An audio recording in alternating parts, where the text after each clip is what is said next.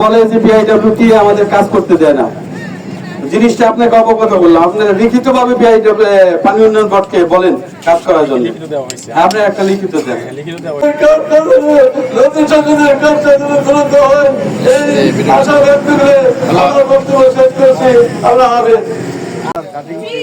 আজ আমরা নদীর সাথে যুদ্ধ করে টিকে থাকতে পারছি না। আমাদের বাড়ি ঘর নদীতে বিলীন হয়ে গেছে এবং আরো অনেক মানুষ নদীর কাছে বাড়ি ঘর যাদের তারা দুর্যোগটা পাইতে ঘুমাতে পারছে না এবং তারা আমাদের কৃষি এবং আন্দোলন বোর্ডের কাছে অনেকবার আহ্বান করেছে এবং মানববন্ধন কর্মসূচি করেছেন।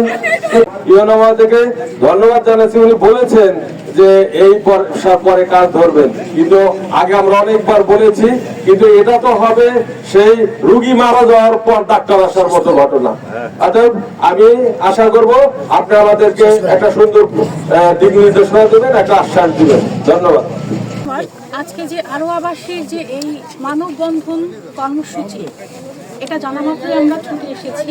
এখানে সবাই উপস্থিত আছেন এবং একই সাথে আপনাদের তথ্য পাওয়া মাত্রই আমার শিবলাভ থানার ভারপ্রাপ্ত কর্মকর্তা মহোদয় ছুটে এসেছেন, আমি ছুটে এসেছি।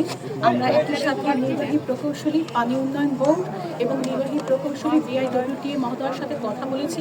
তারা তাদের সহকারী প্রকৌশলীদেরকে স্পটে পাঠিয়েছেন। আমরা ইতিমধ্যে দুজনের বক্তব্য শুনেছি।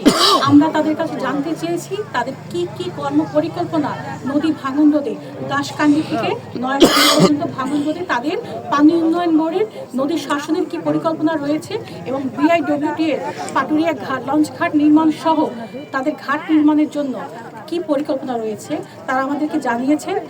আজকে মানববন্ধনের মাধ্যমে আসলে সত্য কথা যে প্রতিবাদ না করলে আমরা আসলে আমাদের টনক নড়ে না। আমরা ছুটে এসেছি, আমরা ইতিমধ্যেই সিদ্ধান্ত নিয়েছি আগামী শনিবার 31 তারিখে দ্রুততম সময়ের মধ্যে তত্ত্বাবধায়ক প্রকৌশলী পানি উন্নয়ন বোর্ড মহোদয় এবং তত্ত্বাবধায়ক প্রকৌশলী বিআইডব্লিউটি মহোদয় এদেরকে আমন্ত্রণ জানাবো। সরজমিনে ঘাটটা পরিদর্শন করব। একই সাথে আমাদের জেলা প্রশাসক স্যার আসবেন। আমরা একত্রিত হয়ে ঘাট পরিদর্শন করে ঘাটে আমরা সেই দিন একসাথে সমন্বিত সভা করব এবং কি সিদ্ধান্ত পদক্ষেপ নেওয়া হবে দ্রুত সেটা আমি নির্ধারণ করে সবাইকে জানিয়ে দেওয়া হবে। প্রিয় এলাকাবাসী, আপনারা সবাই শান্ত হবেন, ভরসা রাখবেন। আমরা কিন্তু প্রশাসন সক্ষম আছি আপনাদের এই দুরবস্থার সাথে, সবসময় আপনাদের সাথে আছি। আজকে আপনাদের এতক্ষণ যা বলেছেন প্রত্যেকের সাথে আমি সহমত পোষণ করছি এবং আপনাদের সমস্যা কত দ্রুততার সাথে সমাধান করা যায় আমরা সে বিষয়ে সজাগ থাকবো। ধন্যবাদ সবাইকে।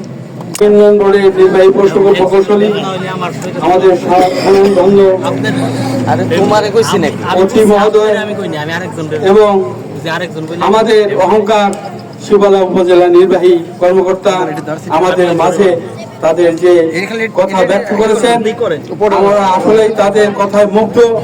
অনেকেই কথা দিয়েছে, কাজ করে নাই, কিন্তু আমরা এবার বুঝতে পেরেছি আপনারা এই ঘাট রক্ষার্থে কাজ করবেন। আমি এলাকাবাসীর পক্ষ থেকে আপনাদের স্বাগত জানাই এবং আপনারা যে কোনো ব্যাপারে আমাদের ডাকবেন, আমাদের আপনারা পাশে পেবেন।